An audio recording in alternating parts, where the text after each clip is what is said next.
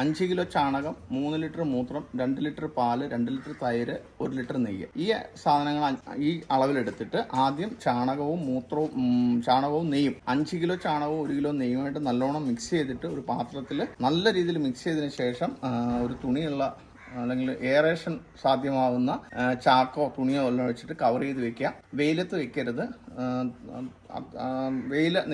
സൂര്യപ്രകാശം നേരിട്ട് അടിക്കാത്ത സ്ഥലത്ത് വേണം വെക്കാൻ.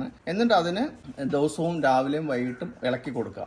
അപ്പോൾ ഈ നെയ്യും ചാണകവും മാത്രമായിരിക്കും സ്വാഭാവികമായിട്ട് ഒരു ലിക്വിഡ് പരുവത്തിലായിരിക്കത്തില്ല, കുറച്ച് ഖരരൂപത്തിലായിരിക്കും. അപ്പോൾ കൈകൊണ്ട് ഇളക്കുന്നതായിരിക്കും നല്ലത്. എന്നിട്ട് ഈ പറഞ്ഞ രീതിയിൽ 3 ദിവസം അതിനെ ഇളക്കി വയ്ക്കുക. 4-ാമത്തെ ദിവസം ആദ്യമായിട്ട് മൂത്രം ഒഴിക്കുക. 3 ലിറ്റർ മൂത്രമാണ് നമ്മളതിന് പറഞ്ഞിരിക്കുന്നത്. ആ 3 ലിറ്റർ മൂത്രത്തിന് ഒഴിച്ച് ഇളക്കുക. നല്ലോണം ഇളക്കിയതിന് ശേഷം അടുത്തത് പാലൊഴിക്കുക, പിന്നെ തൈരൊഴിക്കുക. ഇങ്ങനെ 3-ാമത്തെ ദിവസം 4-ാമത്തെ ദിവസമാണ് ഈ